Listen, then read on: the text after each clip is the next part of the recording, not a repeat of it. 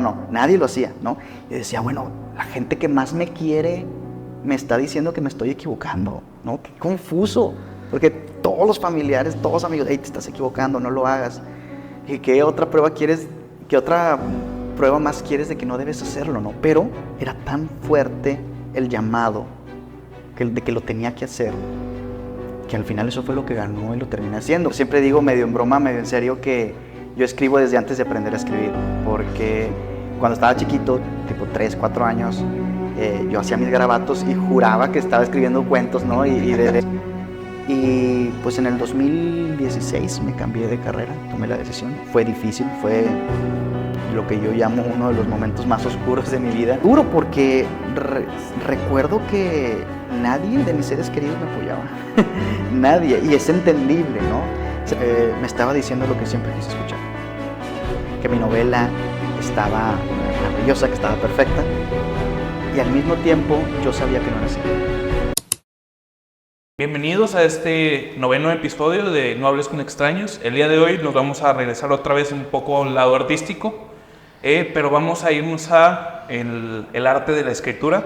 Traemos hoy con ustedes a un escritor de aquí de la región, que ya ha tenido 5 novelas y pues no sé si tengas algún comentario. La verdad es que ya llegamos a los 9 episodios. Hace un mes empezamos con uno y era una idea que traíamos por ahí, pero jamás imaginamos a llegar a 9. Y qué mejor con un invitadazo para el número 9. La verdad, a mí el tema de la escritura, la verdad, siempre me ha gustado. Siempre por ahí, el tema del terror también me encanta. Así que vamos a escucharlo, vamos a esperar lo que se presente primero.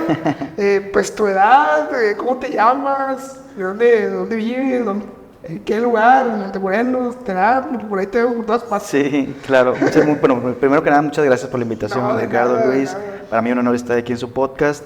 Y bueno, primero, felicidades porque 9 episodios en un mes habla de que trabajan mucho, ¿no? Gracias. Y bueno, mi nombre es Héctor Daniel Martínez.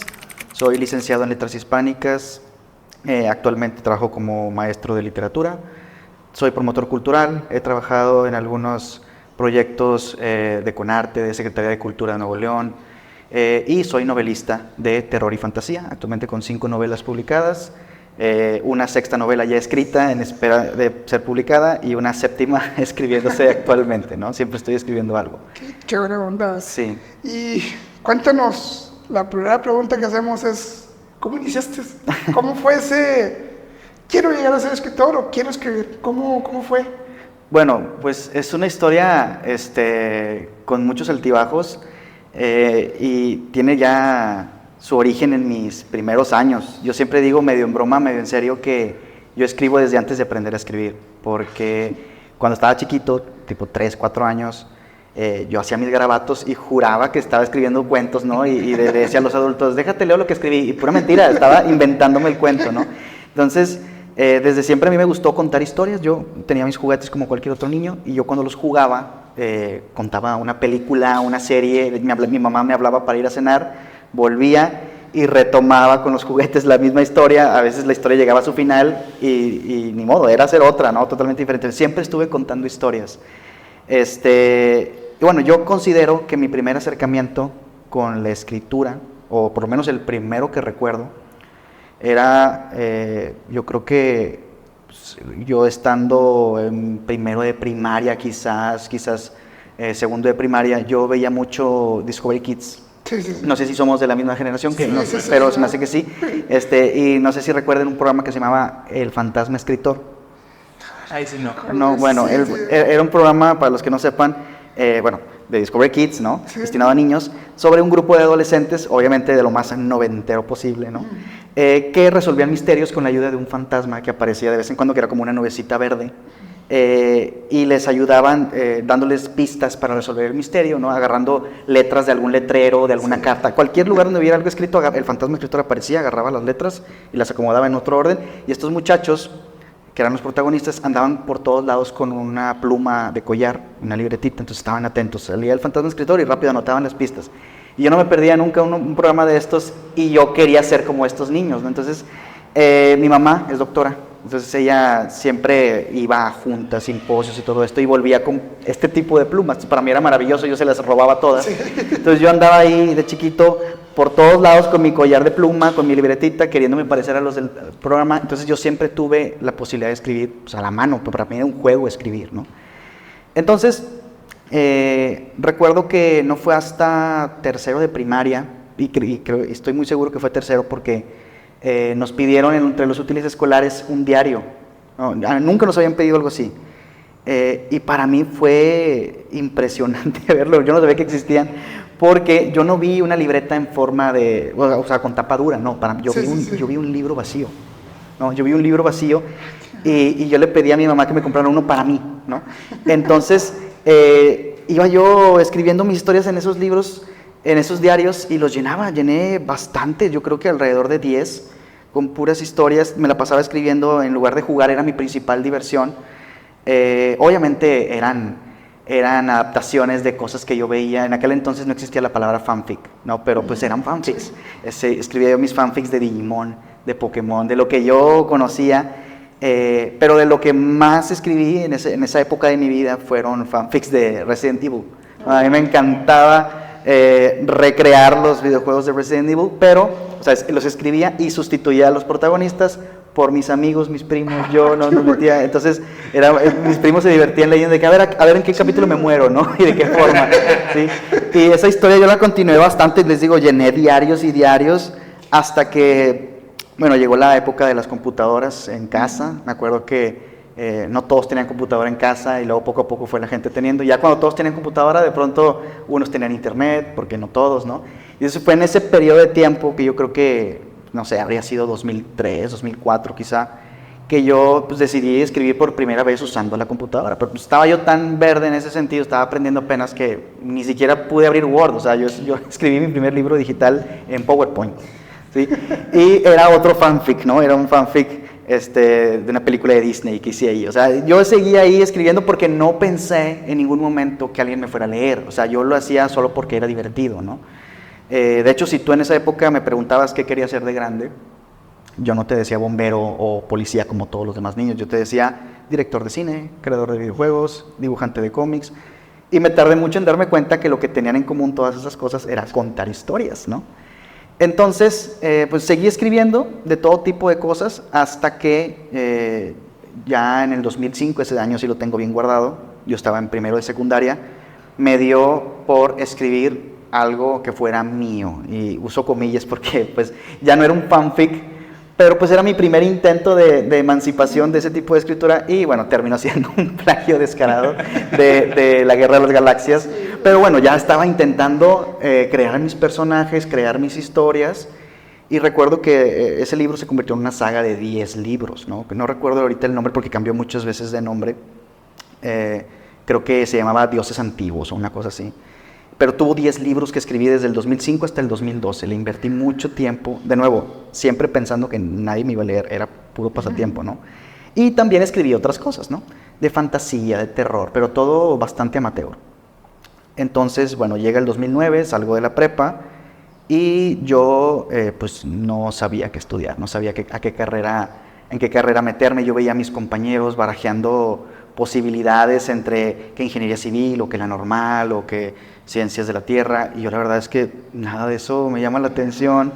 Yo incluso llegué a preguntar a algunos adultos qué me recomendaban, ¿no? Y pues no, nadie me decía exactamente lo que quería escuchar. Por ahí alguna vez dije, bueno, filosofía y letras podría ser.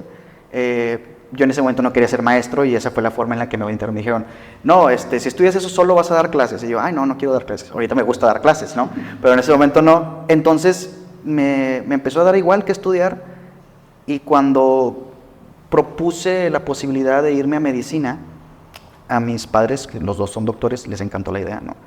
Entonces yo ahí dije, bueno, si a mí me da igual que estudiar y esta posibilidad los hace felices, pues no me cuesta nada hacerlos felices con eso, ¿no? Y me metí a medicina en el 2009, ahí estudié 4 años. Me han preguntado, ahora que soy escritor, mucha gente, que si hubiera hecho las cosas diferentes, las hubiera hecho. O sea, me hubiera ahorrado esos 4 años y hubiera ido directamente a lo que terminé yendo, y la respuesta es no. aprendí bastante, aprendí demasiado. Mi mejor amiga la conocí en medicina, grandes amistades las hice ahí. Y como decía un doctor, recuerdo, yo cuando estaba yo a punto de cambiarme de carrera, me acuerdo que dijo, si a estas alturas sienten que se quieren salir, no piensen que han desperdiciado años, ¿no? Piensen que los años que han estado aquí les eran necesarios para darse cuenta dónde tienen que estar. Entonces son años muy bien invertidos, ¿no? Y a eso fue lo que me pasó a mí. Yo, en el tiempo que estuve viviendo en Monterrey, porque yo soy de General Terán, el tiempo que estuve viviendo en Monterrey, conocí a muchos escritores. Y eso fue determinante para mí, porque antes de eso yo veía a los escritores como seres inalcanzables, intocables, ¿no? Que solo los veías en la tele, donde los entrevistaban. Y empecé a hacerme compa de muchos escritores y escritoras, empecé a tomar cafés y cervezas con ellos y me decían, oye, tú deberías, si te gusta escribir, métete un taller, y me empecé a dejar influenciar, a que me hicieran coco wash, pero en el buen sentido, y me empezaron a dar seguridad. Dije, oye, pues igual y no estaría mal echarle una ojeada a lo que tengo escrito y ver que si algo vale la pena rescatar. En ese momento, el disco duro que teníamos, que era de los de antes, que los tenías que conectar a la luz, y luego a la PC, y luego encenderlo, ¿no? Ese disco duro tronó, teníamos ahí muchas cosas de la familia, las canciones de mi mamá, documentos de mi papá, fotos de mi hermana, y todos mis libros estaban ahí, se estropearon. Lo llevamos con un técnico a ver si podía rescatar algunos archivos, y entre los archivos que rescató, porque muchos de mis libros se perdieron, rescató los de la saga de estos, que eran 10 libros, ¿no? Entonces la analizo, esa saga de 10 libros, y digo, oye, tiene mucha paja, tiene muchas cosas que ahora no me parecen necesarias, pero tiene algo que me gustaría rescatar, ¿no? Entonces la estuve leyendo y releyendo y la estuve reestructurando varias veces hasta que esos 10 libros se convirtieron en 5. Cambié muchas cosas de la historia, todo lo que era plagio de Star Wars lo deseché, todo lo que era plagio de otras cosas lo deseché, me quedé esencialmente con lo mío. Y me di cuenta que tenía mucho potencial. Entonces reescribí esa historia dándole una identidad totalmente propia, y cambió de nombre muchas veces. De hecho, le invertí un año entero a desarrollar el mundo en el que vivían los personajes, los países, hasta creé mi propio calendario, o sea, de todo, hice de todo, incluso una línea de tiempo desde el año 0 hasta donde terminan los acontecimientos del último libro. O sea, así todo estructurado, y luego empecé a escribir. Y nada de eso suena laborioso para mí, o sea, realmente lo recuerdo y no puedo evitar sonreír porque lo disfruté mucho, todo ese proceso. Yo creo que eso es importante, porque alguien que quiera escribir pero que le dé flojera invertir tanto tiempo en preparar cada detalle, pues igual y no ese es el camino, no lo sé, ¿no? Porque, y es algo que yo siempre he pensado, cuando a ti te gusta, cuando de verdad amas algo, amas todo el proceso, incluso lo que te está sacando gotas de sudor, lo que te cuesta horas de desvelo, ¿no? Y así estuve yo, sin que nadie me obligara, sin que nadie me lo pidiera, invirtiendo horas y horas en estructurar este mundo, en reestructurar la historia. Se convirtieron de 10 a 5 libros. Y en ese momento a mí se me ocurrió un nombre para darle a la saga que me fascinaba, que era Lágrimas de Leyendas. Pero en ese momento, que era 2012, 2013, estaba pegando muy fuerte League of Legends. Sí. Entonces dije, es que en inglés sería Tears of Legends, suena muy parecido, dije, pero me gustaba mucho el nombre, entonces ¿qué hago? Y empecé a jugar con las palabras en latín, empecé a hacer varias traducciones, a ver qué funcionaba.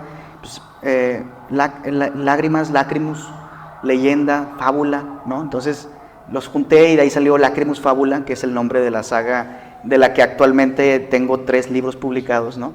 Y así fue como se quedó, ¿no? Entonces yo le digo a ese periodo la primera reescritura, porque luego tuvo otra más importante, que es la que ya están viendo publicada, pero esa fue la primera y yo creo que la más importante reescritura, porque fue donde ya agarró la forma definitiva, ¿no? La saga.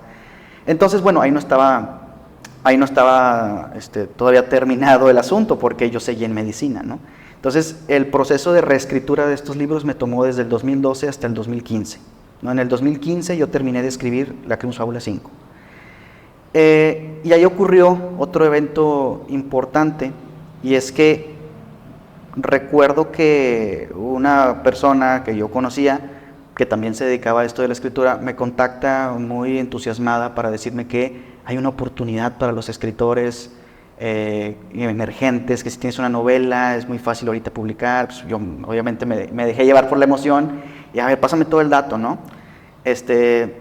Aquí no quisiera dar nombres porque, pues, ¿para qué? ¿No? Para evitar problemas, pero igual y como quiera, el gremio de escritores de la región o de Monterrey sabrán de quiénes estoy hablando. Pero sí, eran una editorial que se decían que estaban relacionados con otra editorial muy grande de mucho prestigio, solo porque compartían el apellido, ¿no? Entonces, mucha gente se dejó llevar por esto, incluso hasta decían que eran los mismos. Yo al principio lo creí, ¿no? Y aparte todo lo que prometían sonaba maravilloso. Y yo, pues empecé a investigarlos y empecé a ver cosas que no me gustaban, cosas que dije, chin. Y ya ellos tenían mi novela, porque, o sea, en ese momento en el que la emoción me ganó de que sí, le entro, no, pues mándanos tu novela, ahí va, ¿no? Entonces yo ahí empecé a trabajar mucho en la saga, empecé a corregirla, a invertirle mucho tiempo. Mientras estaba investigando qué onda con esta editorial, por otro lado también estaba pues embelleciendo, ¿no? Emperifoleando la saga. Y dio la casualidad que en ese momento estábamos cerca de exámenes, ¿no? En medicina. Y yo por completo dejé de lado eso, me dediqué de lleno a los libros. Dije, mañana presentas, no me importa, o sea, tengo que hacer esto porque pues está esta oportunidad. Entonces lo sacrifiqué todo para dedicarme a perfeccionar los libros, o bueno, mejorarlos. Y al mismo tiempo estaba yo investigando qué onda con esta editorial, porque había cosas que no me gustaban. Incluso hasta llegué a contactar la editorial, la grande, con la que ellos se relacionaban, y ellos negaron toda relación con ellos, y dije, no, pues no. Y aparte también me puse en contacto con otros colegas escritores que ya habían publicados, y ellos me dijeron, no son confiables.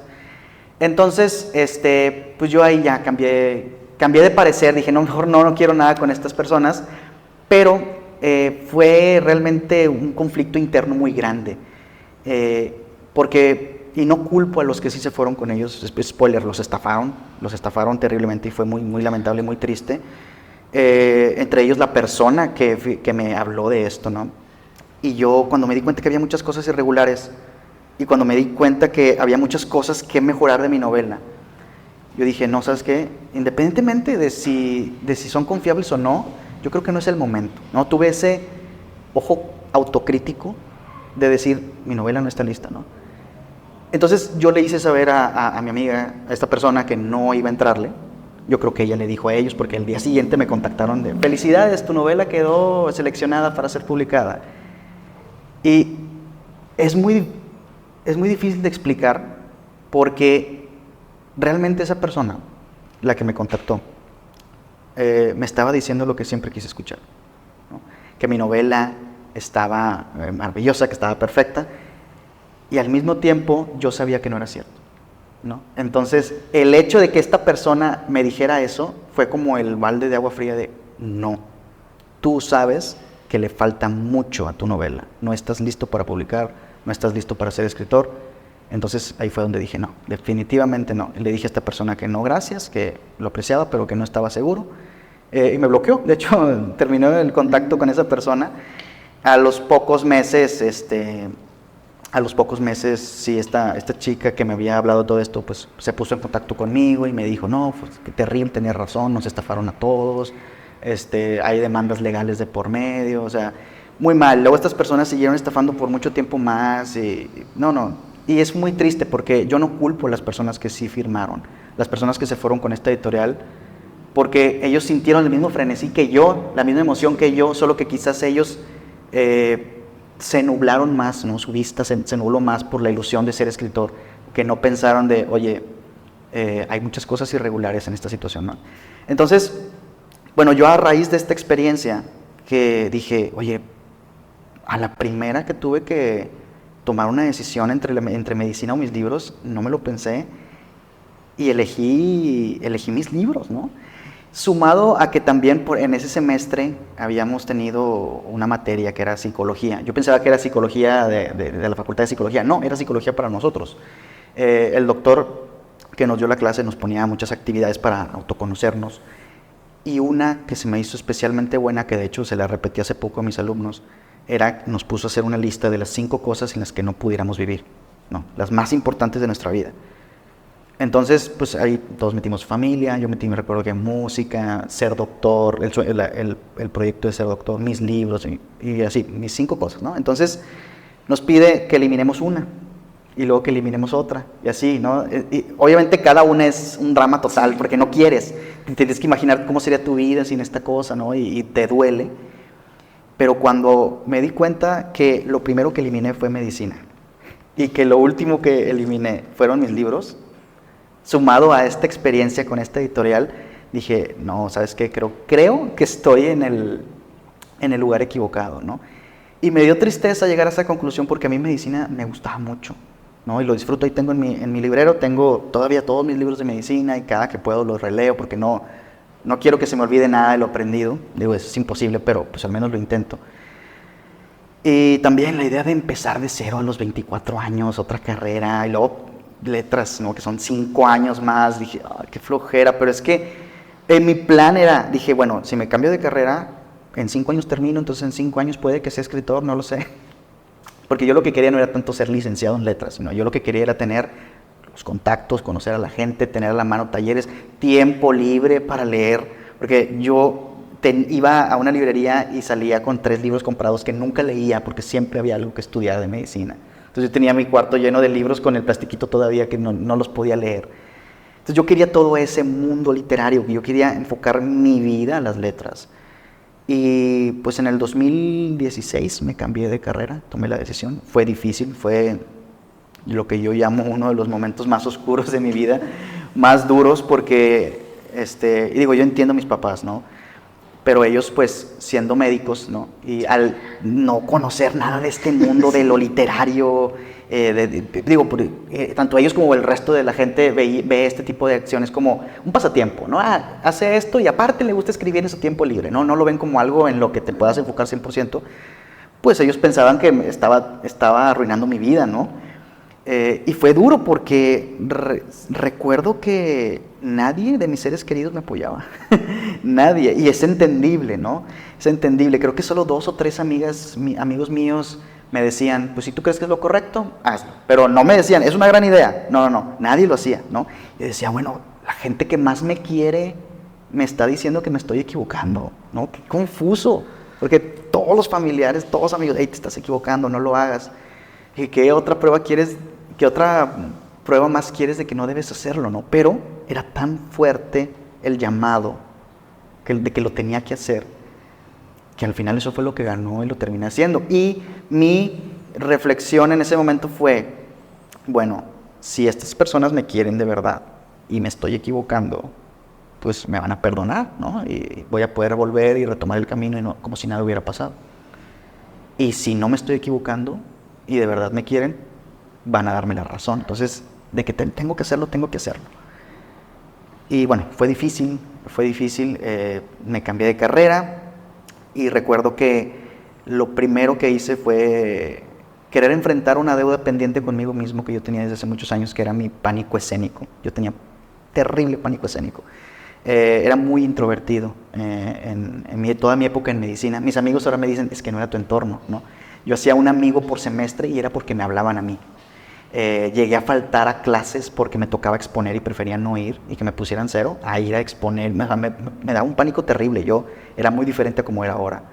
Entonces dije, tengo que acabar con esto, ¿no? Y cuando entré a la carrera, a Facultad de Filosofía y Letras, en la carrera de Letras Hispánicas, pues nos mostraron todos los talleres que había, que teatro, y nos mostraron el de cuentacuentos, que es básicamente narración oral escénica, es como narrar cuentos de forma profesional utilizando ninguna herramienta, ningún objeto más que tu voz, tus ademanes, tus expresiones en un escenario, ¿no? Y me llamó mucho la atención esto porque era enfrentarse al público contando historias. Entonces dije, qué interesante, quiero hacerlo. Y me inscribí sabiendo que iba a ser, o sea, era ese el objetivo, ¿no? Enfrentarme a mi monstruo. La sorpresa era que también era un taller de escritura, porque podías contar cuentos de otros, pero podías crear los tuyos, ¿no? Fue ahí donde conocí a uno de los personajes más importantes de mi vida como escritor, si no es que el más importante, que es mi maestro, que le mando un saludo, Gil Gallardo Montejano. Él fue mi editor, mi corrector de estilo, mi maestro en todo mi camino como escritor. Yo ahí lo conocí. Él dirige todavía el taller de cuentacuentos de la UNL, ahí lo conocí.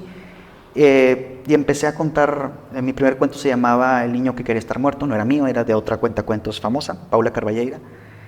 Y con ese cuento fui a mi primera presentación, que fue en la Facultad de Economía.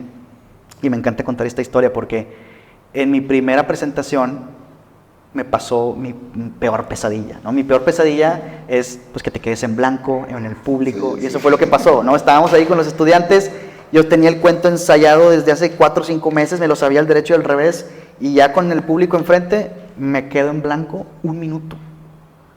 1 minuto en el escenario, cuando todos están en silencio y te están viendo, es una eternidad, se los juro, es una eternidad.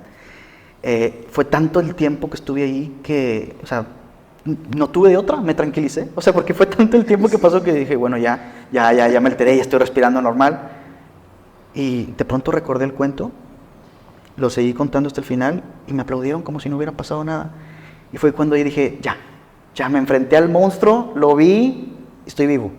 Nunca más me volvió a pasar, jamás me volvió a pasar que me quedara en blanco, que se me olvidara algo, o tener tan siquiera miedo, ¿no? Y yo creo que eso fue, ¿no? El ya no tener miedo acabó con todo el problema.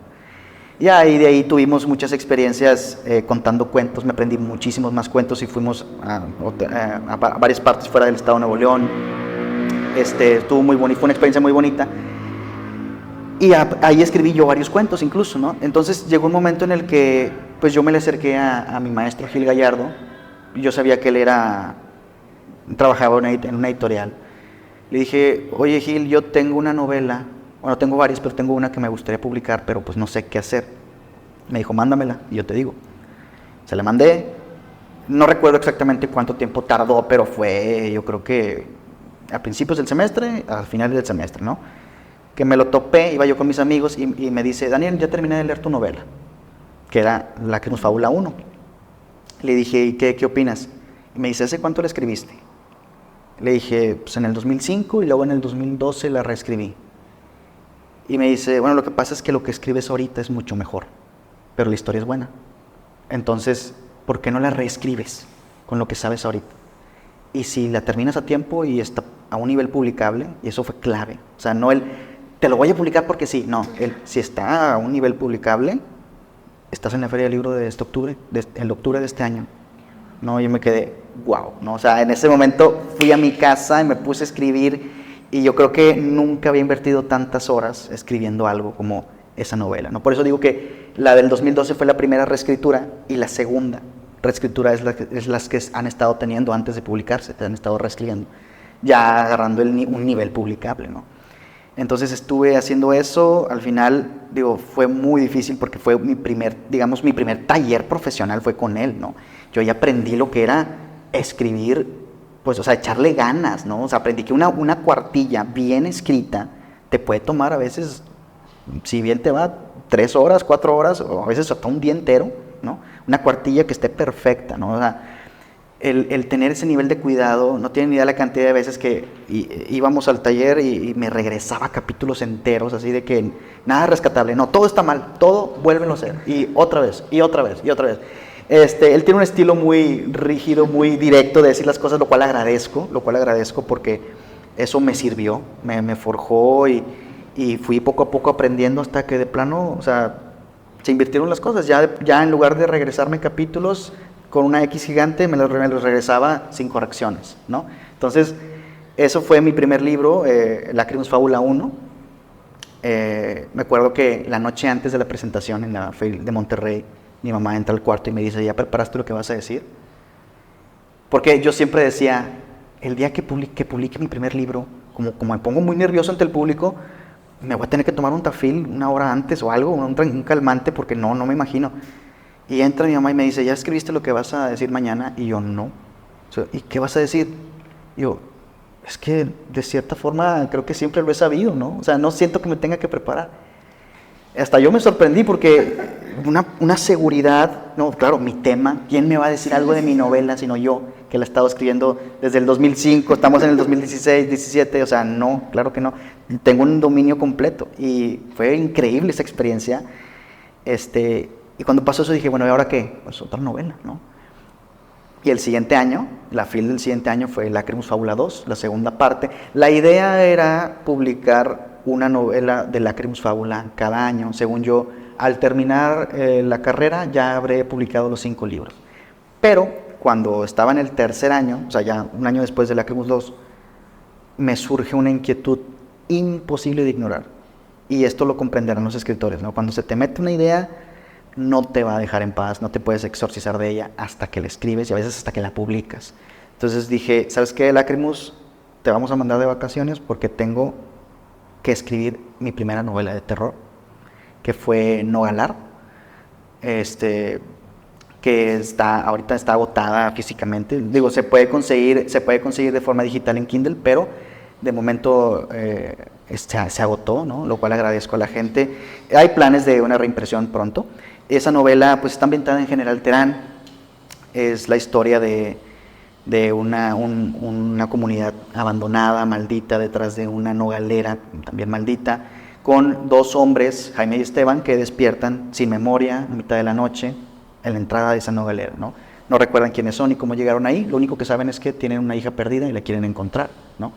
Sin saber que lo que en sus recuerdos está borrado es que la hija es solo de uno de los 2, ¿no? Entonces cada uno como que recuerda que es el padre de la niña, y al mismo tiempo hay un tercer personaje que es Marcela, que es la esposa de Esteban, y cuenta cómo durante 10 años le fue infiel a Esteban con Jaime, ¿no? Entonces es un triángulo amoroso, mientras estos hombres están enfrentándose a sus propios demonios. Es una novela de terror, como les digo, ambientada en General Terán, donde aparecen paisajes de Terán, se recuerdan cosas históricas reales que han pasado. De hecho, se intercala realidad con ficción. Y fue muy chistosa la elaboración de esa novela, porque yo a mí me encanta hociconear sobre lo que estoy escribiendo en mis redes. Siempre me pongo a adelantarle a la gente lo que estoy haciendo. Y pues no pasó desapercibido que estaba escribiendo una novela sobre General Terán. Y mucha gente empezó a preguntar que si ya salió, cuánto faltaba, cuánto iba a costar. La novela estaba escrita al 80% y ya tenía como 200 ejemplares reservados, ¿no? Y llegó un momento en el que dije, ¿sabes qué? Creo que las expectativas de la gente son muy altas, eso me está poniendo nervioso. Y eso de alguna forma me hizo, no, ¿sabes qué? Quiero superar sus expectativas, quiero que les dé miedo y que les guste mucho. Entonces, al final así fue. La novela le fue muy bien en críticas, le fue muy bien en ventas, se ha leído fuera de Nuevo León, se ha leído en otros países, o sea, ha leído bastante bien a la novela. En formato Kindle se ha vendido bastante bien. De hecho, me pasó que de pronto empecé a checar que había muchas ventas. Fue una semana que hubo un disparo de ventas en Kindle, en el formato digital de la novela. Yo no me explicaba por qué, o sea, creo que fueron como unas 60 ventas que se hicieron en una semana, y me quedé con esa curiosidad. Y de repente, al poco tiempo, me mandaron un mensaje por Instagram, una persona de otro estado, no me acuerdo de dónde era, felicitándome porque una gran novela. Y le dije, oye, disculpa, ¿cómo te enteraste, no? Dijo, pues porque un escritor que fue a una conferencia le preguntaron por referentes de terror mexicano y te recomendó a ti. Y yo, órale, o sea, qué padre, ¿no? Eso fue una linda experiencia, ¿no? Ver eso, que yo ni siquiera supe quién fue el que me recomendó ni nada, ¿no? Pero pues me quedé con eso. Entonces la novela le fue muy bien. Y el problema de eso, que dejar la vara tan alta, fue, dije, oye, pero a partir de aquí las siguientes novelas tienen que superar lo que fue No Galar, ¿no? Entonces, bueno, pues ya pasó lo que todos sabemos, ¿no? Pandemia. Escribí mucho, pero pues realmente nada que quisiera publicar ahora de momento. Y también me dio tiempo para reescribir más bien Lacrimus Fábula 3, y también la siguiente novela de terror, que es la que está aquí, que es El Vestíbulo, también ambientada en General Terán. Y bueno, dije pues las dos porque pues tengo tiempo de sobra, no hay muchas cosas que hacer en pandemia, todos estamos aquí encerrados. Escribí uno y luego escribí otro, igual, de la mano de mi maestro Gil, que me ayudó con el tallereo. Y bueno, con Lacrimus 3 no había tanta presión, digo, era la tercera parte de la saga, ¿no? Los lectores ya están asegurados porque ya es como que un fandom chiquito, pero fiel, que estaban esperando la novela. La cosa era con El Vestíbulo, que dije, no es secuela tal cual de No Galar, pero es una secuela espiritual, ambientada en el mismo lugar, los personajes conviven con los de la novela anterior, o sea, hay una especie de, o sea, viven en el mismo universo. Y dije, bueno, los lectores de Nogalar van a estar expectativos con el vestíbulo, ¿no? Entonces, igual, tomé Nogalar como una inspiración personal, ¿no? De ponerme a mí mismo como un referente. Y dije, no puede ser peor que Nogalar, tiene que estar al mismo nivel mínimo o mejor, ¿no? Y ese fue mi principal motor para escribir la novela. Decidí publicarlas juntas porque pues, las dos ya estaban escritas. Y también pasa algo muy, muy chistoso con los lectores. Yo lo que veo es que, por ejemplo, un fan de Cortázar, le gustan sus cuentos, le gustan sus novelas. Un fan de Juan Rulfo, se ha leído los 3 libros que tiene. Gabriel García Márquez, pues le gusta todo lo de Márquez, pero conmigo no pasa eso. Conmigo es los fans de Lacrimus Fábula y los fans de mis novelas de terror. Y no se tocan. Los mismos fans de Lacrimus Fábula les he invitado a leer de terror y no les interesa, y viceversa. Yo les digo, oye, pero es que lo que me compres me va a servir para seguir publicando lo que te gusta. Sí, pero no, me espero que salga Lacrimus 4. O no, me espero que salga la tercera novela de terror, ¿no? Digo, tengo esos dos fandom divididos. Supongo que es consecuencia de escribir sobre dos géneros tan distintos. Y es chistoso porque realmente lo mío es el terror, ¿no? Yo creo que lo único que tengo que no es terror es Lacrimus Fábula, que es fantasía, pero fuera de Lacrimus Fábula me considero más escritor de terror que nada. Actualmente la Lacrimus Fábula 4 ya está escrita, no más que no hay planes de publicarla pronto. Quiero esperar que se venda un poco más la tercera parte. Quiero publicar antes otro libro, igual de terror. Y también quiero centrarme un poquito en la elaboración del cómic. Ahora se está haciendo el cómic de Lacrimus Fábula. Estoy trabajando con un equipo de ilustradores. Pronto va a salir el primer capítulo y van a estar saliendo un capítulo cada 7 meses del cómic, ¿no? Aquí hay mucho que quiero comentar. Claro. O sea, con toda tu historia he estado resonando mucho porque yo también pasé 4 años estudiando una ingeniería, pero por X decisiones tuve que salirme y pasar acá a Montemorelos. Y me chocó mucho, me cayó mucho no debes de sentir que esto es una pérdida de tiempo, sino que es una inversión, porque te prometo, batallé mucho con esta sensación de no es que estoy perdiendo tiempo, hice que mis papás gastaran dinero a lo tonto y ahorita estoy desperdiciando mi tiempo y voy a ir 4 años atrás de la gente, y de hecho se lo he comentado a Ricardo muchas veces. No sé si seas creyente, yo en lo personal no soy, y no lo quería comentar, pero algo me nace y lo voy a comentar. Claro. Está siendo una respuesta para mí, porque yo justamente antes de venir a este capítulo hay presiones, hay dificultades, hay todo, y llega un momento donde truenas y dices, si no es para mí, dime. Si no es para mí, dime.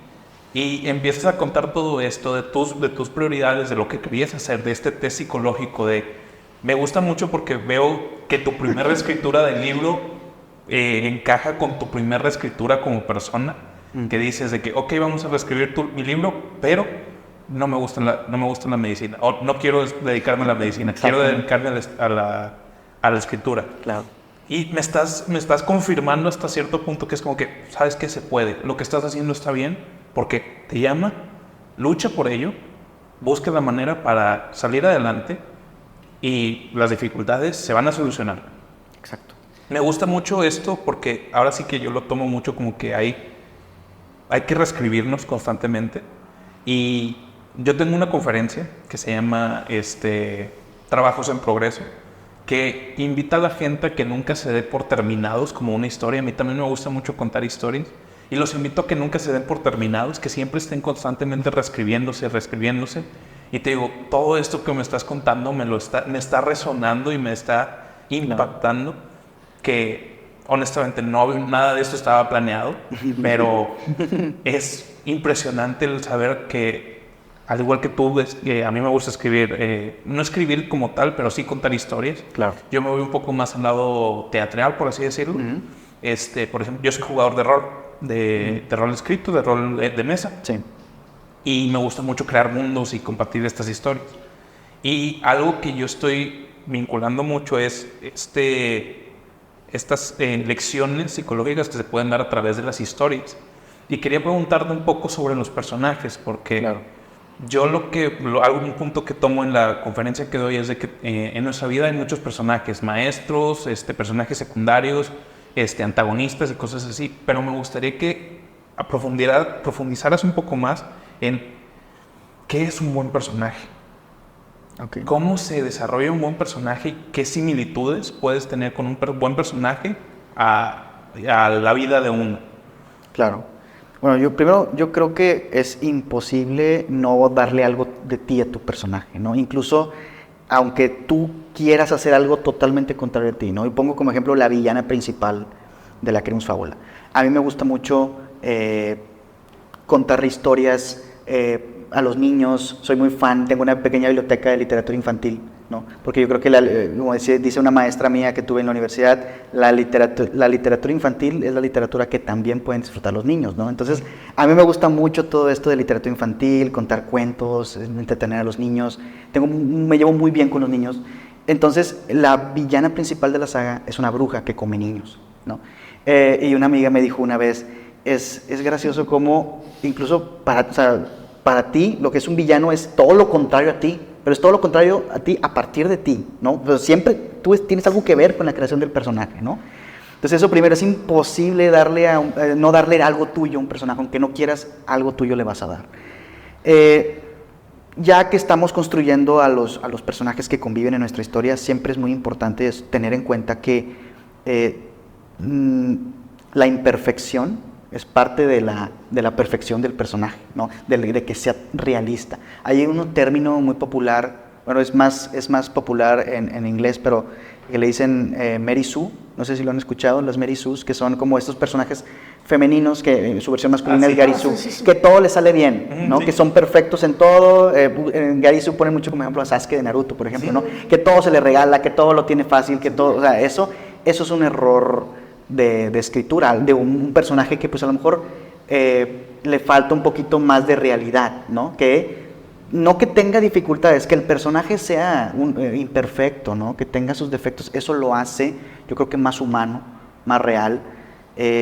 Por ejemplo, Katara, la coprotagonista de la saga, es un personaje que es la directora de la Academia Sora del Norte. Los Sora son estos guerreros mágicos que luchan contra el mal, y ella es una de las 4 dirigentes que existen, muy valiente, poderosa, pero cada vez que está sola, se suelta a llorar, ¿no? Cuando nadie la ve, se suelta a llorar.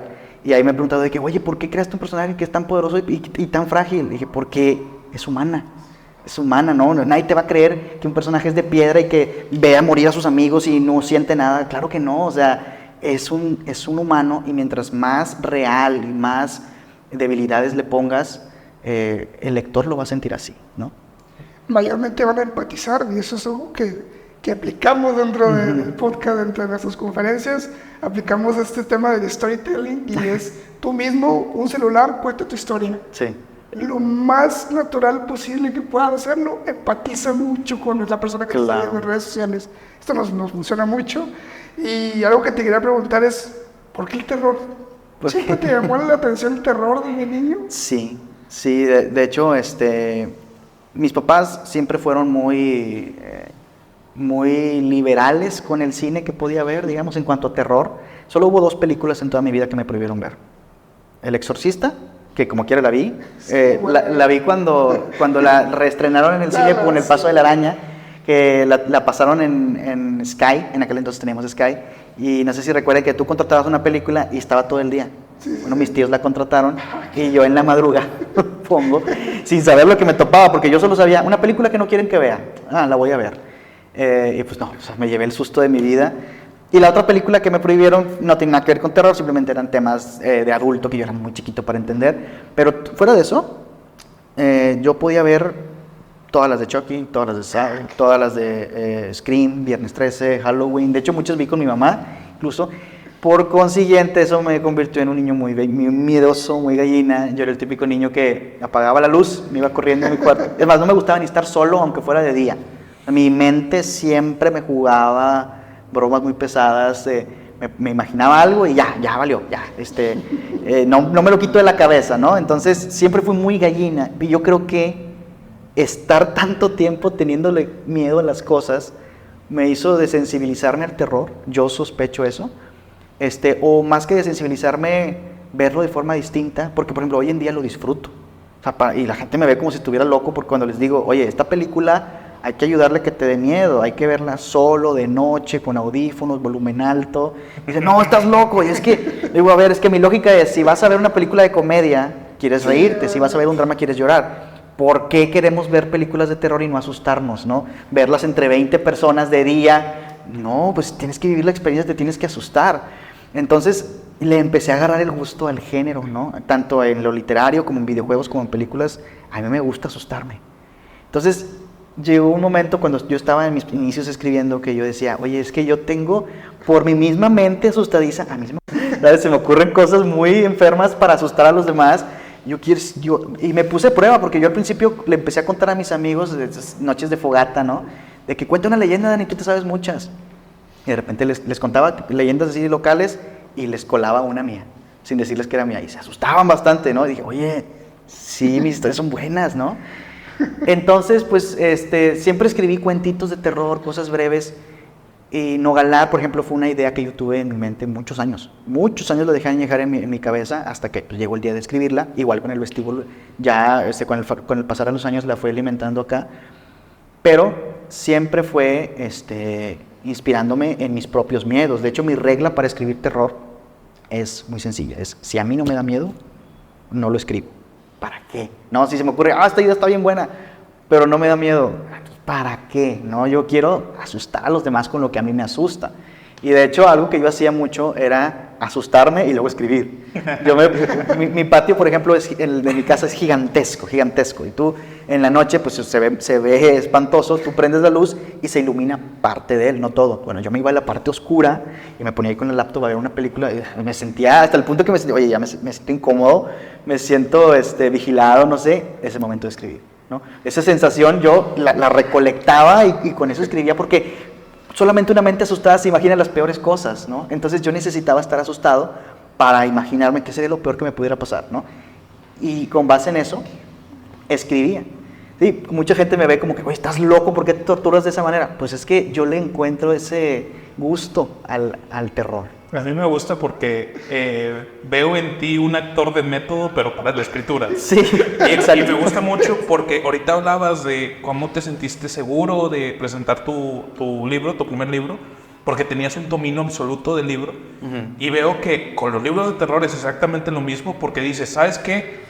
Lo que a mí me asuste, como ahorita ya no me asusta muchas cosas, lo que a mí me asuste lo voy a plasmar. Exacto. Y como he vivido tanto con ese ambiente, con esas ideas en mi cabeza, tienes un dominio absoluto de lo que es el terror. Claro. Tienes ideas, tienes cómo asustar, o sea, y como tú lo dices, puedes improvisar inclusive con el terror, uh-huh. Que es lo que te llevó a sentirte tan cómodo con esto, porque no creo que estés inmune al terror. Uh-huh. Yo lo que creo que es que ya lo ves con otro foco de vista. Uh-huh. Que ya es como que, es que esto ya lo vi. Y claro. Esto ya lo vi, esto ya, o sea, ya no me hace tanto impacto. Claro. Entonces, yo admiro mucho esta hambre, porque dentro de lo que cabe, toda esta hambre de crear cosas nuevas, de buscar nuevos miedos, nuevas formas de impactar en tu audiencia, te lleva a ponerte en situaciones que te sientas incómodo para poder seguir avanzando. Claro. Y eso es algo que nosotros inclusive hemos visto en el ámbito emprendedor, que decimos de que, oye, es que estamos muy cómodos, tenemos que movernos, tenemos que hacer algo, tenemos que buscar alguna otra manera de, a lo mejor, hacer algo que no hemos hecho, intentar alguna nueva idea que recién estamos desarrollando, pero tenemos que estar moviéndonos, Como la última vez, la gente no sabe, pero a Luis no le gustan las películas de terror. Y una vez estábamos en Santiago, por allá, estábamos dando un curso, y le preguntamos a Luis, pues vamos al cine un rato. Y le preguntamos, dice, no, pues que a mí no me gustan las películas de terror. Le digo, Luis, nunca había visto una película de terror. Le digo, ¿y cuál era? Tenemos que llevarlo. Era de la monja, la última no estaba tan chida. Pero dije, tenemos que llevarlo. Le digo, Luis, te pagamos el boleto, pero te vamos a poner ahí para que sientas la experiencia. Sí. Que no me pagaron el boleto. Que no te vamos a pagar tampoco. Y sí se asustó. Maltrato. No me asusté porque no vi la película. O sea, sí. Pero seguramente me hubiera asustado. Es que ahí yo comparto lo que tú dices. O sea, ¿por qué vas a ver una película de terror si no te quieres asustar? Bueno, yo no me quiero asustar, por ende, no veo películas de terror. Claro. Pero sí tengo una opinión sobre el terror. Uh-huh. Yo por lo menos en el cine, siento que el terror se ha estancado mucho. Que no hay muchas ideas renovadas, que todo es más o menos lo mismo, los mismos asustos, y recurre mucho a los saltos, a los jumpscares. Y aún actualmente, mi opinión, que no soy consumidor del género, pero siento que la mejor forma de terror actualmente es por medio de videojuegos. No lo sé, pero las personas que yo veo que disfrutan del género sienten el miedo a otro nivel cuando se trata de un videojuego. Lo viven, claro. Ahora sí que totalmente. Y de hecho es algo que yo le he comentado a Ricardo, que yo, que no soy este consumidor del género, digo, es que ya no se ve nada nuevo en las películas.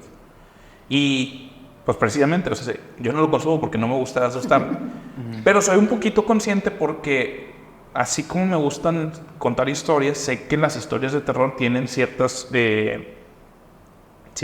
partes, ciertos puntos que son muy interesantes rescatar a la hora de contar una historia en general.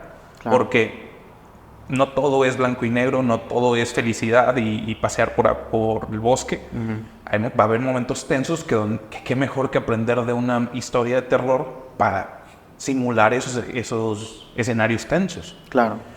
Aquí, al igual que Ricardo pregunta por qué el terror, mi pregunta es por qué la fantasía. Porque yo soy un nerd de la fantasía, me gusta mucho El Señor de los Anillos y todos estos grandes referentes. Y mi niño interno, al ver a un escritor de fantasía, y también mi escritor frustrado, porque en algún momento tuve mi época de entrar a Wattpad e intentar hacer una novela y fracasar vilmente,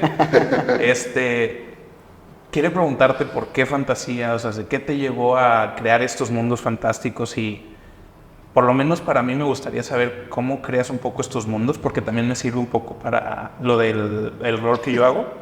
También es crear muchos mundos, pero muchas veces por lo menos a mí, me da este atasco creativo que no sé cómo salir de él. Entonces, ¿por qué la fantasía? ¿Cómo llegas a estos mundos? Y en caso de tener un atasco creativo, que me imagino que alguno has tenido, ¿cómo sales de estos atascos? Bueno, la primera pregunta de ¿por qué fantasía? Yo recuerdo que cuando creé Lacrimus Fabula, porque Lacrimus Fabula es mi único proyecto de fantasía, era porque yo estaba realmente buscando algo que no existía. Yo consumía mucho videojuegos, series, animes, y aunque me gustaba lo que veía, siempre yo no podía dejar de decir este comentario de yo hubiera hecho esto. Yo lo hubiera hecho diferente. ¿Para qué reviven este personaje? Yo lo hubiera dejado muerto. O sea, y digo, oye, tengo tantas opiniones contrarias a lo que veo, pues mejor voy a hacer mi propia historia, ¿no? Entonces, fue como eso, fue como una inquietud de, a ver, quítense, todos lo están haciendo mal, déjenme hacerlo yo, ¿no? Y aquí sí, yo me hago responsable de buenas y malas decisiones, es mi historia. Y se deshice. Yo quería contar mis propios universos, mis propias reglas, mis propios sistemas de magia, mis propios villanos, mis propios héroes, ¿no? Nació como esa necesidad. Claro, el hecho de que haya sido una saga, la verdad es que tengo mis dudas. No sé si es porque mi imaginación dio para mucho o porque yo no podía parar, o sea, no podía ponerle un punto final de hasta aquí. No, siempre era como la puerta se dejaba medio abierta, ¿no? Y escribía otras cosas y volvía. Entonces yo sin darme cuenta la saga fue creciendo. Pero yo, por ejemplo, no me imagino escribiendo otra saga de fantasías. Sí, lo hice en su momento, pero ahorita ya profesionalmente para publicarlo, no me imagino. O sea, si te fijas, ya ahorita, después de que esté la quinta novela publicada, mi mundo va a ser el cómic, centrarme en el cómic, pero siempre Lacrimus Fabula, ¿no? Yo creo que siempre voy a estar trabajando con eso. Entonces, pues así lo veo a Lacrimus Fabula como mi necesidad de contar mi propia gran historia. Sentí esa necesidad. Los escritores saben a qué me refiero cuando digo que tienes que escribir algo, lo sabes, y no se te va a salir de tu cabeza esa idea hasta que lo hagas, ¿no? Y eso fue lo que pasó con Lacrimus Fabula. Lacrimus Fabula necesitaba existir, necesitaba nacer porque estaba en mi cabeza formándose, quisiera o no, y lo tenía que sacar. ¿Por qué en forma de fantasía? Pues porque era lo que consumí en ese momento, ¿no? Era lo que me rodeaba. Un amigo me preguntó hace poco, hablando de Lacrimus Fabula, me dijo, si estuvieras escribiendo Lacrimus Fabula ahorita, ¿qué habrías hecho diferente? Y mi respuesta me sorprendió hasta a mí, porque le dije, la verdad es que creo que no lo escribiría. no porque no le tenga cariño, amo mi saga obviamente, sino porque esa necesidad de contar eso ahora no la tengo, ¿no? Tengo ahorita otras necesidades como la que tuve con Nogalar, tengo que contar esta historia, la que tuve con El Vestíbulo, tengo que contar esta historia. Pero yo creo que es parte de, ¿no? Tu trabajo va creciendo contigo, de alguna manera. Eso sí, la saga no la dejo atrás. El libro 1 todavía lo sigo reescribiendo, lo sigo corrigiendo, porque no quiero que se quede en el olvido de esto fue lo mejor que hice en ese momento, ya, no. ¿Cómo lidias con eso? O sea, me imagino que es un poco el amor a la fábula, Claro. a la saga, Uh-huh. Pero ¿cómo lidias con esto de que ya no tienes ese deseo que tenías antes y tienes que tomar estos libros y volverlos a reescribir o retocar para que no muera la saga? De hecho, contestando esa pregunta, también contestó la que me dijiste sobre cómo salir del bloqueo, porque me pasó algo importante hace poco. Cuando escribí Lacrimus Fábula 4, la que no he publicado todavía, tuve un bloqueo de escrito, lo cual fue preocupante para mí, porque yo hace mucho que no tengo bloqueos.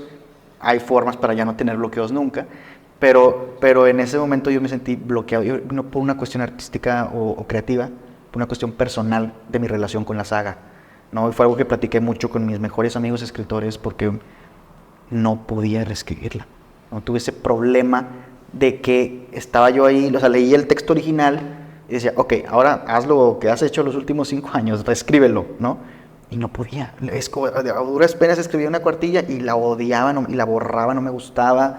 Estuve así como 4 meses sin avanzar, y me acuerdo que se lo comenté a una amiga escritora y se lo comenté a otra, y se los agradezco porque precisamente ellas dos me ayudaron mucho a salir de ese bache. Lo que me estaba pasando era que yo estaba sintiendo que el Daniel que escribió la saga ya no era el Daniel de ahora, específicamente el de ahora.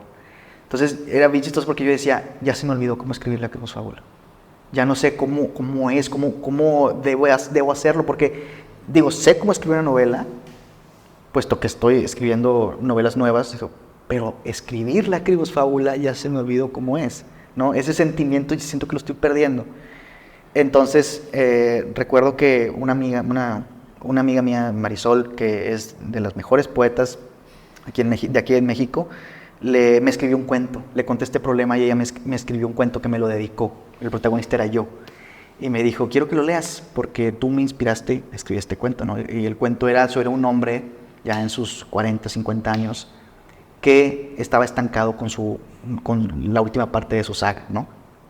Y él decía que pues, tenía muchos seguidores que estaban esperando su siguiente libro, pero pues él no hallaba la inspiración para escribirlo.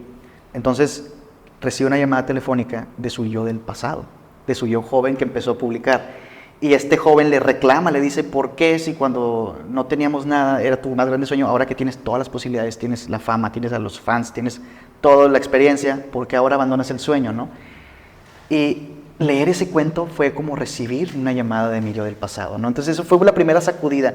Y la segunda fue, pues mi otra amiga escritora que recuerdo que me dijo, no sé, dijo, yo no te conocí a tus 15, 16 años cuando escribiste Lacrimus Fábula, pero yo estoy segura que si a ese Daniel le hubieras dicho que el que iba a tomar la batuta de los últimos 2 libros de tu saga iba a ser un escritor profesional con 5 novelas publicadas, se habría emocionado, ¿no? Porque ese eres el que dijo, ok, que ya se te olvidó cómo se escribe, lo vas a hacer mejor porque tienes ahora una experiencia que antes no tenías, confía en ti, olvídate de cómo lo hubiera hecho el Daniel del pasado. El Daniel del pasado confiaría en ti totalmente, ¿no? Entonces fue una combinación de escuchar a mis amigos, de recapacitar, de reflexionar, que un día dije, ¿sabes qué?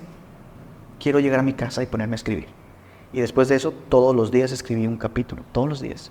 Hasta que 6 meses después terminé Lacrimus 4, pero sí terminé Lacrimus 4 con la reflexión de que tengo que escribir el 5 rápido para antes de que me vuelva a pasar lo mismo. Siento que se me está yendo ese algo que me hizo escribir Lacrimus 5, y quiero terminar este proyecto, cerrarlo para, ahora sí, seguirme dedicando a la saga, pero ya desde otra posición, ya no escribiéndolo, ya en promoción, en republicar los ejemplares, en la elaboración del cómic, que requiere también una reescritura de cierta forma, porque hay una readaptación, ¿no? Al hacer el guión técnico del cómic, no puedes hacerlo literal del libro, hay que eliminar cosas, cambiar cosas, ¿no? Entonces, En ese sentido, superé ese bloqueo de escritor que, como les dije hace un momento, normalmente no lo tengo, porque hay formas de entrenar tu cerebro para acostumbrarte a escribir, ¿no? Mucha gente tiene la creencia, y es culpa de los escritores en parte, porque a los escritores nos encanta alimentar el mito de la inspiración, ¿no? De que los escritores somos personas que un día nos levantamos, ¿no?, tocados por una musa y nos ponemos a escribir y salió esta obra maestra de la nada, porque un día desperté inspirado. Y la verdad es que no es cierto. La inspiración ayuda, sí, no voy a decir que no, pero no te puedes atener a la inspiración para escribir, porque la inspiración, ¿qué? ¿Te llega 2-3 veces al año? Entonces, no, si nada más escribes cuando estás inspirado, no vas a escribir nunca. No vas a escribir nunca. Entonces, tú tienes que tener la disciplina de, esté o no inspirado, tenga o no tenga ideas, voy a escribir algo. A lo mejor no voy a escribir el siguiente capítulo de mi novela, o a lo mejor no le voy a seguir el cuento que tengo pendiente, pero voy a escribir algo, ¿no? Y a la larga lo que va a terminar pasando es que tú vas a saber que sentarse frente a la página en blanco es escribir y las ideas van a llegar solas. De repente va a coincidir que te va a llegar la inspiración y va a ser un potenciador, qué bueno, pero no es lo ideal, esperarse a que llegue la inspiración para sentarse a escribir, porque entonces vas a escribir 3 veces al año, ¿no? No, es con la disciplina de, pues a ver qué escribo, pero voy a escribir algo. Y a veces, y esto un pocos lo saben, a veces estar 3 horas frente a la página en blanco cuenta como escribir, porque estás desechando todo lo que no vas a escribir, ¿no? Entonces, simplemente es tener la disposición de, a ver qué sale de esto, pero va a salir algo, ¿no? Y hacerlo. Y con el tiempo, tu mente se acostumbra a, frente a la página en blanco, algo va a aparecer ahí. Sí, nosotros teníamos, eso es lo que te iba a preguntar, el tema de la inspiración, que lo escuchamos mucho de un día me levanté y escribí tal novela, porque tal, bueno, al menos nosotros lo escuchamos, yo lo he escuchado mucho, y eso te iba a preguntar, el tema de pues, cómo llegas a escribir, o sea, cómo si llegabas como, no sé, en un trabajo normal como nosotros, que también es tema de creatividad, pero llegamos y trabajamos sobre algo ya hecho, ¿qué tan difícil es esto de, como un escritor, algo que no existe? O sea, porque no es lo mismo trabajar con algo ya hecho, o lo hacemos la mayoría desde, bueno, tenemos tal problemática, bueno, lo vamos a solucionar de tal manera. Es, no, tú crear todo este mundo para poder escribir, para mí es como un, wow, o sea, sí. ¿Cómo llegas, te sientas y empiezas a escribir? A mí me gustaría que también añadieras a esta pregunta el tema de la inspiración, o sea, inspiración artística, por decir, tomar inspiración de alguien o algo así, porque está muy hablado lo del plagio. Exacto. Pero me gustaría saber hasta qué punto, o sea, cómo lo haces, como dice, de que para crear todo esto, y cómo lidias con la inspiración de otras fuentes. Sí, porque algo que, al menos le hablamos con uno de los del tercer capítulo, que es un rapero que es freestyler, y él decía, es que yo si escucho música de rap, llega un punto donde empiezo a escribir como el artista que estoy escuchando. Eso es básicamente lo que quería preguntar, es ¿cómo llegas a escribir y cómo llegas a, qué tanto se vale también agarrar ideas de otro escritor? Ok, bueno, se vale mucho realmente, o sea, tal vez, claro, está mal robarte una idea que no es tuya, sí, un personaje que no es tuyo, pero lo que pocos saben es que lo que sí es un mercado abierto son los métodos, las técnicas, las mañas que hacen los escritores para conseguir tal o tal efecto. Eso sí es libre de tomarlo. Pongo como ejemplo una novela de Mario Benedetti, La Tregua. Recuerdo mucho que cierto personaje que le pasa algo, no digo el spoiler por si a alguien le interesa buscarla, me dolió mucho lo que le pasó a ese personaje. Y yo dije, yo quiero que a mis lectores les duela lo que a mis personajes les pasa. Entonces ya lo ves, yo lo llamo, no sé si otros le llamen así, yo lo llamo ojos de escritor. Porque los ojos de escritor, una vez que es como el Sharingan, los despiertas y ya, o sea, porque los ojos de escritor te siguen a todos lados. Ya tú ves una película, lees una novela y ya no estás pensando en la historia, sino cómo le hizo el escritor del guión o el escritor de la novela para provocar este efecto en mí. Estoy llorando por la muerte de este personaje. A ver, ¿en qué momento el escritor hizo mañosamente que a mí me importara lo que le pasara a este personaje? Y ya empiezas y te das, mira. Y esto también te hace tú mismo autospoilearte porque ya sabes lo que va a pasar. Este es el personaje que se va antes de la batalla final y que en el último segundo el más crítico va a volver. Bueno, esa es una técnica de lo más usada, pero ese tipo de cosas ya las empiezas a ver en todo lo que lees, en todo lo que consumes, porque ya sabes los métodos, ¿no?, de cómo los escritores crean las historias y provocan los efectos. Ya, por ejemplo, en el terror eso es muy efectivo. ¿Cómo le hizo este autor para darme miedo? Tal vez no puedes robar la historia, la idea, pero sí puedes robar lo que el escritor hizo para darte miedo, lo que el escritor hizo para hacerte llorar, para hacerte enojar. Eso sí lo puedes agarrar. Y de hecho debes agarrarlo, porque, oye, agarras métodos de diferentes escritores de diferentes países, de diferentes épocas, más tu estilo, y así nace tu voz como escritor, ¿no? Porque hay unos que dicen, yo no leo, yo quiero escribir pero sin leer porque no me quiero contaminar. No, pues ¿cómo, hombre? Contamínate, porque esa contaminación sumado a tu gusto, eso va a ser tu estilo narrativo, tu estilo de escritura. Yo, por ejemplo, tengo un estilo de escritura que se nota en todo lo que escribo, en Lágrimas y en Terror. Eso, yo no lo sabía, me lo han dicho, que es que, sin importar que tampoco se lea, la historia siempre avanza, siempre están pasando cosas, ¿no? Y eso es un estilo que, pues, por lo visto yo tengo, ¿no?, que hace que la lectura se sienta muy ligera, lees pocas páginas y sientes que estás avanzando mucho porque la historia no se detiene casi nunca, ¿no?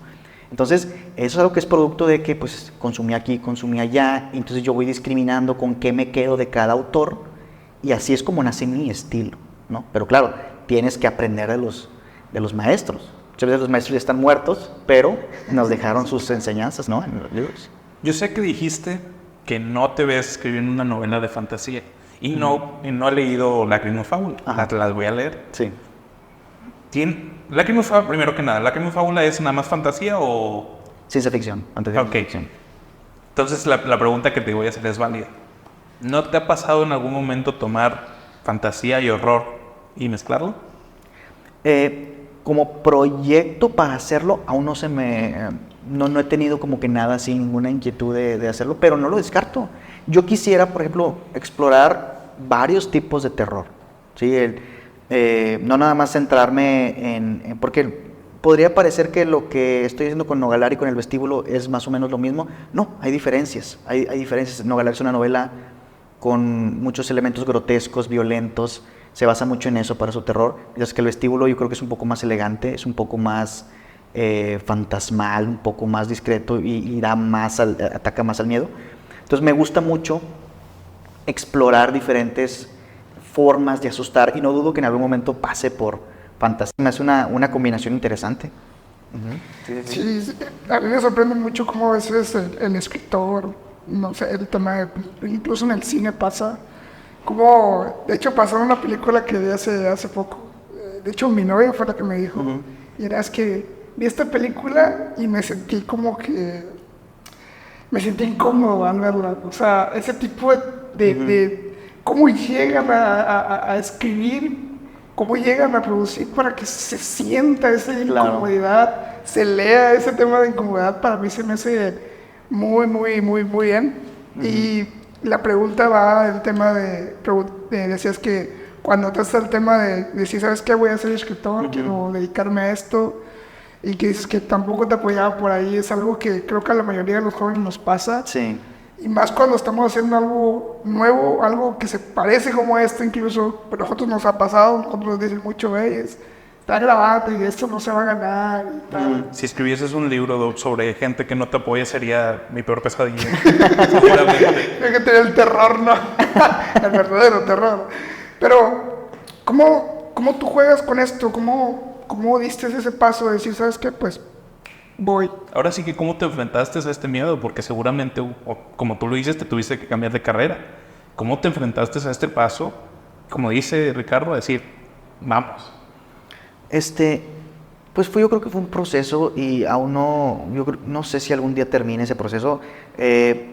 Sí hubo un momento en el que tenía mucho miedo a dar el salto, por muchas cosas, entre ellas por la crítica, ¿no? Y hubo un momento en que dejé de tener ese miedo. Sin embargo, o sea, yo creo que siempre va a existir el ligero temor, casi imperceptible a lo mejor, pero y si esto no le gusta a la gente, o si esto pues no pega, no es tan buena idea como yo creo que lo es.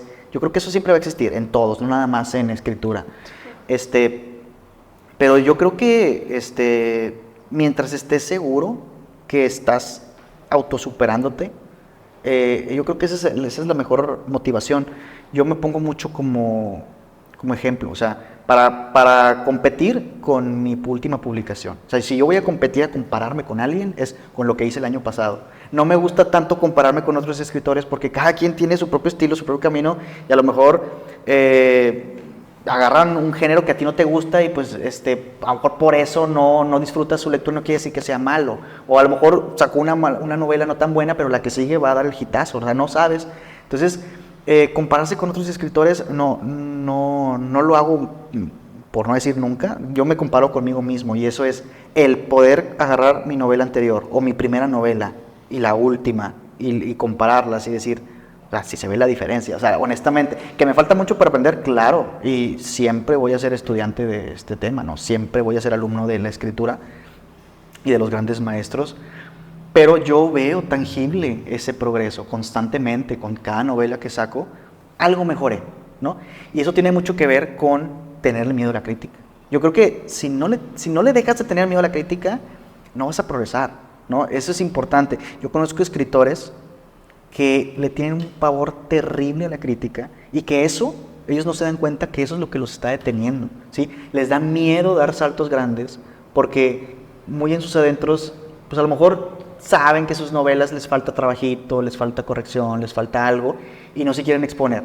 Quieren vivir en sus burbujitas de que somos escritores, somos grandiosos todos. No, espérate, exponte a la crítica, escucha a la gente, ¿no? Yo por ejemplo, cuando publico una novela y la gente me habla para hablar de ella, a mí me encanta hablar con la gente que leyó mis libros. Nos echamos pláticas de 2-3 horas por teléfono, y los entrevisto, les pregunto todo. Y digo, se siente padre, bonito que te hablen bien de tu novela, pero yo siempre digo, ok, ahora dime lo que no te gustó.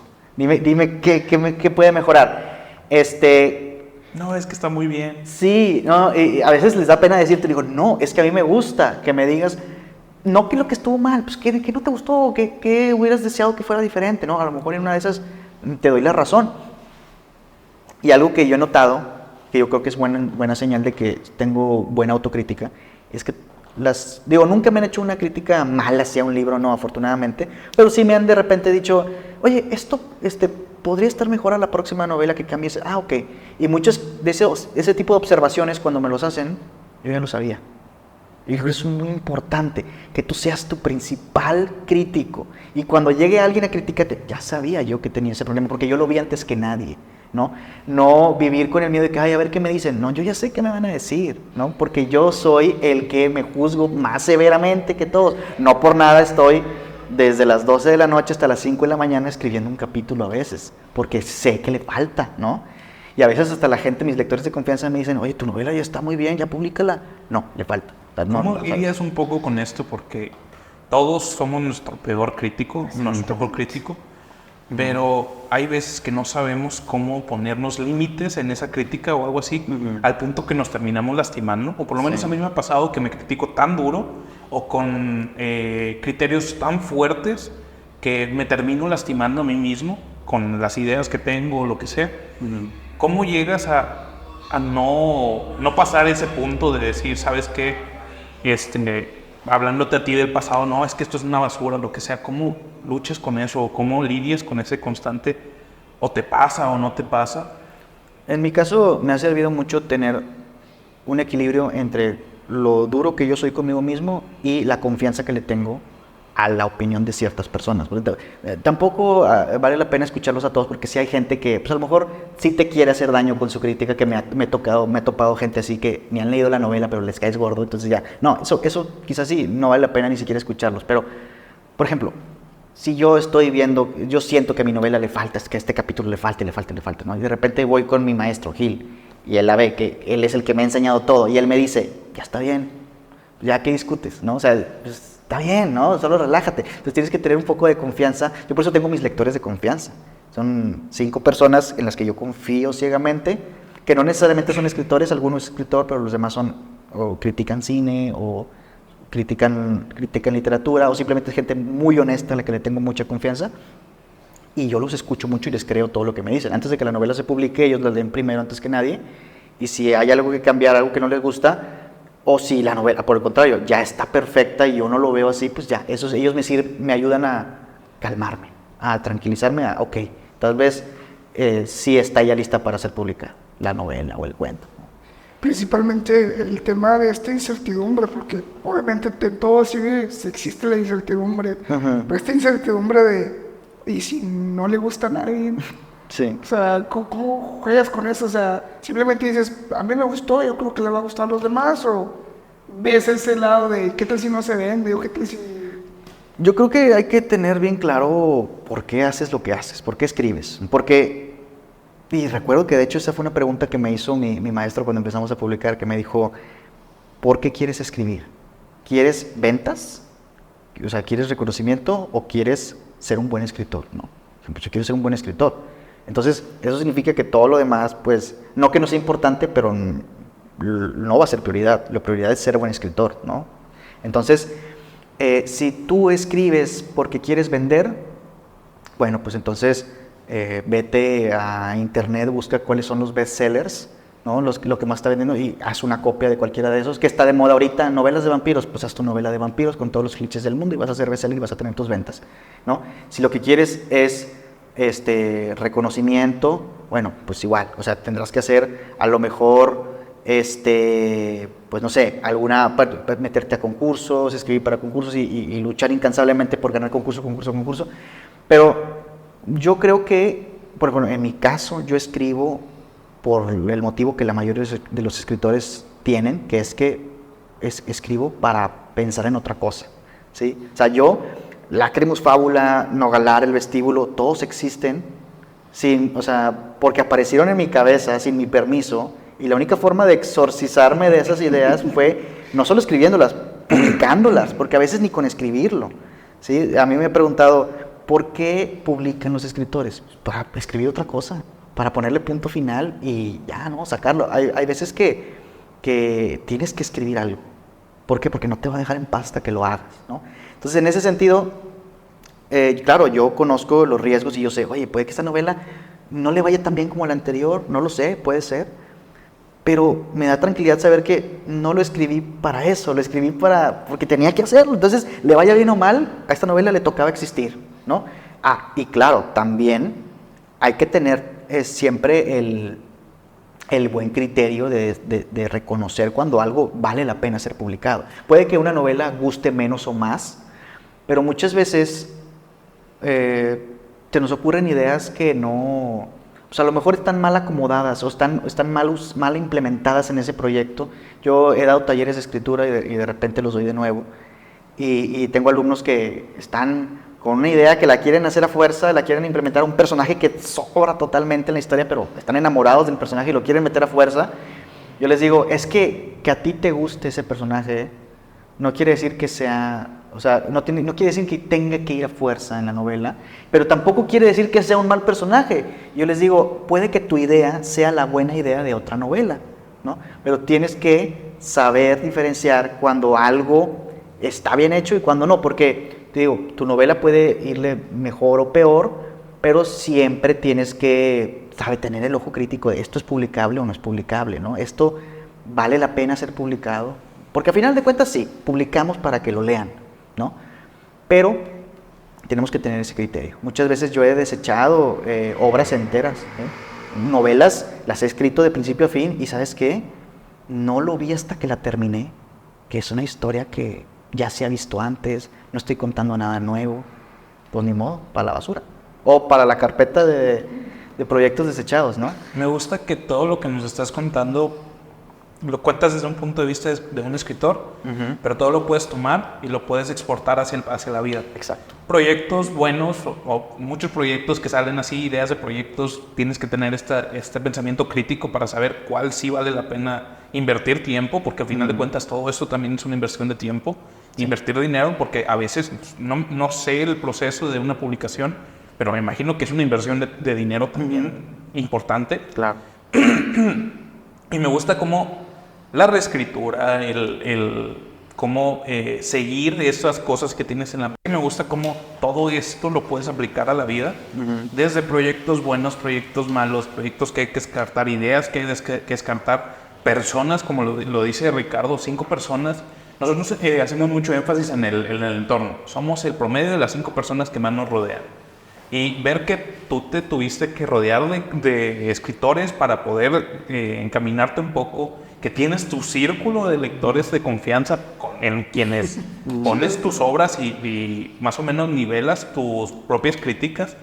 Puedo tomar todas estas vivencias y pasarlas a una experiencia ya más de vida, o sea, a cualquier ámbito. Claro. Y me encanta toda esta experiencia y no sé si tú tengas algo más que comentar. No, para mí la verdad está excelente.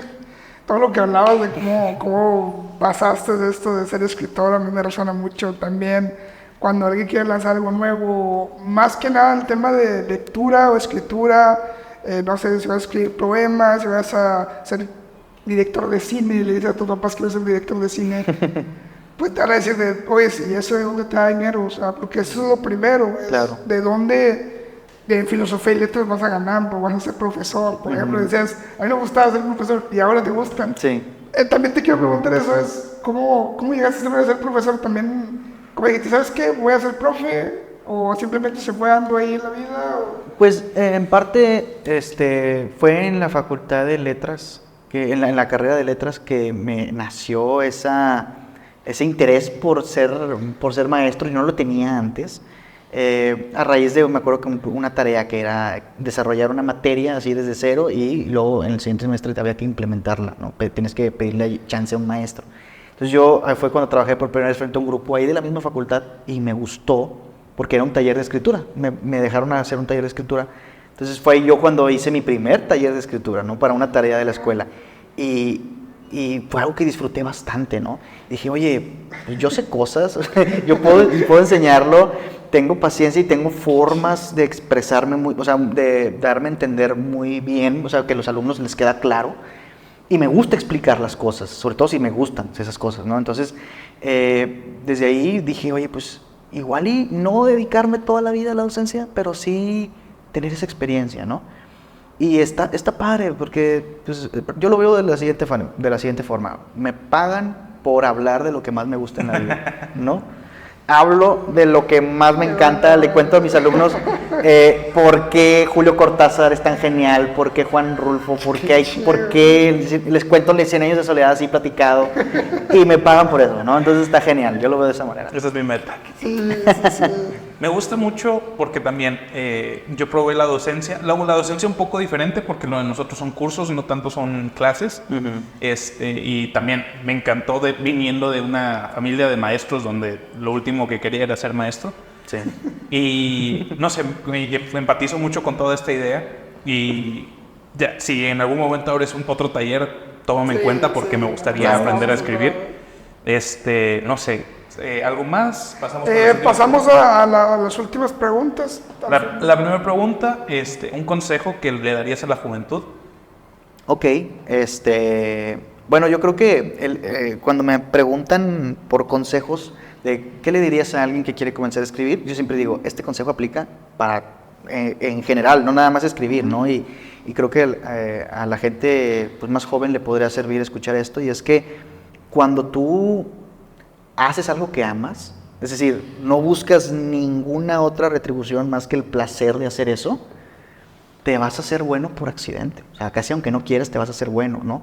El que toca la guitarra no nació tocando la guitarra. O sea, la sabe tocar bien porque le estuvo invirtiendo horas que cada hora que invirtió la disfrutó, ¿sí? Eso lo aseguro. Igual el que pinta, el que esculpe, el que escribe, cualquier cosa, le dedicaste tiempo porque te gustaba y eso te fue haciendo bueno con el tiempo. Entonces, yo creo que cuando somos honestos con nosotros mismos, no queremos engañarnos, porque sorprende la cantidad de gente que se quiere autoengañar de yo siempre quise ser doctor, igual que mi papá, igual que mi abuelo, igual que entiendo, hay gente que sí, pero hay gente que no, ¿no? O sea, ese es mi caso. Entonces, cuando tú eres honesto contigo mismo y dices, yo lo que quiero es esto y voy a dedicar gran parte de mi vida a ello, la vida te premia. No lo digo de una forma mística, sino por causa-efecto, ¿sí? Simplemente le va a ir siempre bien a la gente que haga las cosas con amor, porque son los que van a hacer más sacrificios, son los que van a dar el extra y no les va a doler, sino que incluso hasta inviertes de tu propio dinero ¿no? Algo que una persona que a lo mejor no tiene el interés, ay, no, eso está muy caro hacer eso, o es mucho trabajo, qué flojera, reescribir un libro varias veces antes de publicarlo. No, pues entonces, si no ves lo bonito de ese proceso, pues entonces tal vez no amas de verdad eso, ¿no? Entonces, cuando tú eres honesto contigo mismo y dices, voy a hacer sacrificios, voy a invertir mi tiempo en esto que amo, yo te aseguro que ese es el filtro. Ese es el filtro. Haces eso y estás del otro lado, del lado de los que les va a ir bien haciendo eso. Sea lo que sea, incluso escritura. Qué chido. Y la otra pregunta es, 3 personas que te hayan influenciado mucho en tu vida para ser escritor, para ser doctor, etcétera, para todo lo que tienes de tu carrera. Híjole, está... Pueden ser 3, pueden ser más, no pasa nada. Ah, perfecto, Sí. perfecto. Bueno, a ver, de escritores, sí, yo te podría dar una lista de 20 escritores que me han inspirado, pero si me puedo quedar con así bien específicos, por Tolkien. Tolkien es uno de mis referentes porque, él es el maestro de crear un mundo con disciplina y tomárselo en serio, tu propia historia, tu propio mundo, ¿no? Que hasta creó sus propios dialectos y todo esto, para mí es admirable. De ahí yo tuve la inspiración y la idea de hacer algo similar, salvando distancias, con Lacrimus Fábula. Luego, Lovecraft, H.P. Lovecraft, es otro de mis escritores que me han acercado al terror, ¿no? O sea, como escritor, como lector, consumidor, en todos los sentidos. Esos son mis maestros. Bueno, le digo, hay otros 20 escritores, ¿verdad? Pero sí, esos que hablan de mi inspiración en el género fantasía y mi inspiración en el género de terror, ¿no? Luego, ya hablando de creadores de historias, George Lucas para mí es también un personaje muy importante, determinante en mi vida. Y bueno, ya gente un poquito más cercana a mi vida, yo siempre le voy a agradecer a mi maestro Gil Gallardo. Él me enseñó, y él lo sabe y se lo digo cada vez que puedo, él me enseñó, yo creo que pues el 80-90% de lo que sé hoy en día, ¿no? Y se lo debo, ¿no? Y tiene mi total admiración, y yo creo que siempre voy a ser un alumno de él y de cualquier taller en el que me pueda meter, porque él también me metió la idea de meterse a talleres, ¿no? Entonces, mis figuras son esos, son creadores de historias, creadores de mundos, son los personajes que yo más, en el sentido de lo que hago, admiro, ¿no? En el sentido de como escritor. Me gustaría preguntar, ya porque me quedo con la duda, ¿en algún momento te aventarías a intentar inventar un dialecto como lo hizo Tolkien? Lo medio hice, ¿eh? Acá con Lacrimus Fábula lo intenté hacer, obviamente dejé el proyecto así porque dije, no tiene caso, pero pues no, ahí está la historia, no descarto algún día, pues ya digo, como se está haciendo el cómic y esto parece que es un proyecto que no va a terminar pronto, pues igual y no descarto retomarlo y estaría interesante hacerlo. Pues creo que eso fue todo. O sea, sí, sin duda hay para una segunda parte. La segunda parte, claro. Ojalá. Y probablemente esperemos que para la segunda parte ya habremos leído tus novelas. No soy mucho de terror, pero voy a hacer el intento por leer el libro. Y pues vamos a estar dejando redes sociales. En redes sociales vamos a dejar los libros, si quieres por ahí colocamos los links de los libros también, sus redes sociales para que nos sigan. Y gracias por Gracias a ustedes. La verdad estamos emocionados, la verdad estamos emocionados porque habíamos visto la fantasía, el terror, a mí me encanta y pues, tenemos que traerlo, así que muchísimas gracias por darte el tiempo principal a platicar con nosotros, y pues gracias a ustedes también, que ya son 192 personas que nos están viendo ahí en el podcast, y muchas gracias. Muchas gracias a ustedes. Listo.